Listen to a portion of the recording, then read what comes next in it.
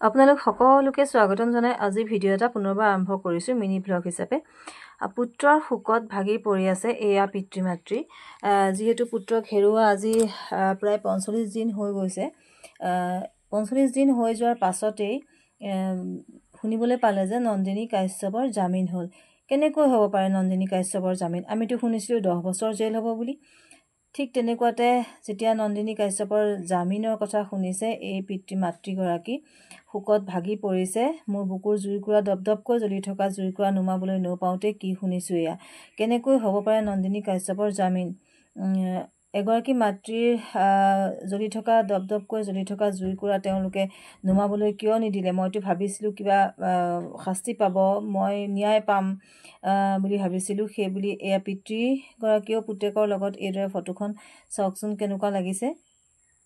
পিতৃগৰাকীয়েও কৈছে যে ভবা নাছিলোঁ এনেকুৱা এটা কথা শুনিবলৈ পাম বুলি। যিহেতু আমাৰ ল'ৰাটো ইমান ডেকা অৱস্থাতে এনেকৈ মাৰি থৈ যোৱাৰ পাছত ন্যায় কিয় নাপালে, পুত্ৰই কিয় ন্যায় নাপালে বুলি পিতৃ মাতৃৰ শোকত অৱস্থা বেয়া হৈ গৈছে।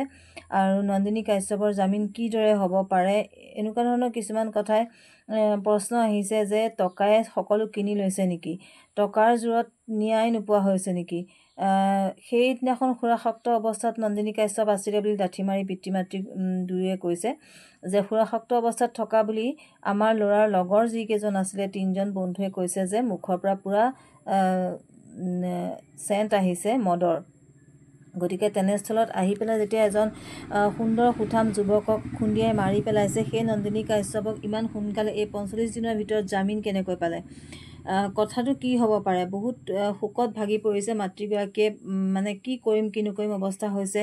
ইয়ালৈকে কৈছে যে গুৱাহাটীখনক পোহৰ দিবৰ বাবে গৈছিলে মোৰ ল'ৰাটোক, গুৱাহাটীখনক পোহৰ দিবৰ বাবে গৈছিলে, লাইটৰ কামৰ বাবে গৈছিলে। সেই ল'ৰাটোক মদ খাই পেলাই আহি গাড়ীয়ে খুন্দা মাৰি এজনী ছোৱালীয়ে যেতিয়া মাৰি পেলালে, মোৰ ল'ৰাটো নাইকিয়া হৈ গ'ল। আৰু মোৰ বুকুৰ সেই দপদপকৈ জ্বলি থকা জুইকুৰা নুমাবলৈ নাপাওঁতেই বহুত আশা কৰি আছিলোঁ যে কিবা এটা ন্যায় পাব মোৰ ল'ৰাটোৱে, শুনিবলৈ পাম বুলি ভাবোঁতে কোনোমতে 45 দিন মাত্ৰ পাৰ কৰিছিলোঁ বুকুৰ জুইকুৰা লৈ। তাৰ পাছতেই শুনিবলৈ পালোঁ যে জামিন। কেনেকৈ হ'ব পাৰে জামিন? কথাটো কি আমাকো ঠিক বুজাই কওকচোন। বুজাই ক'বলৈ অনুৰোধ কৰিছে সেই পুত্ৰৰ শোকত ভাগি থকা মাতৃগৰাকীয়ে। কৈছে যে আমিও অকণমান জানিব পাৰোঁ নেকি যে কেনেকৈ জামিন হ'ব পাৰে? ইমান ডাঙৰ এটা ঘটনা কৰি গৈ মোৰ বুকু উদং কৰাৰ পাছত কেনেকৈ 45 দিনৰ পাছতে জামিন লাভ কৰিব পাৰে? বহুত কথা বহুত প্ৰশ্নৰ সন্মুখীন হৈছে তেওঁলোকে, নিজক বুজাব পৰা নাই পিতৃ মাতৃয়ে। আশা কৰি আছিলে, কৈছে যে মই আশা কৰি আছিলোঁ 45 দিন এইদৰে আশা কৰি আছিলোঁ জামিন নাপাব বুলি, আশা কৰি আছিলোঁ ন্যায় পাব মোৰ পুত্ৰই, কিন্তু একোচোন হৈ নুঠিলগৈ। গতিকে আজি ইমানকণে আপোনালোকৰ মাজলৈ আগবঢ়ালোঁ।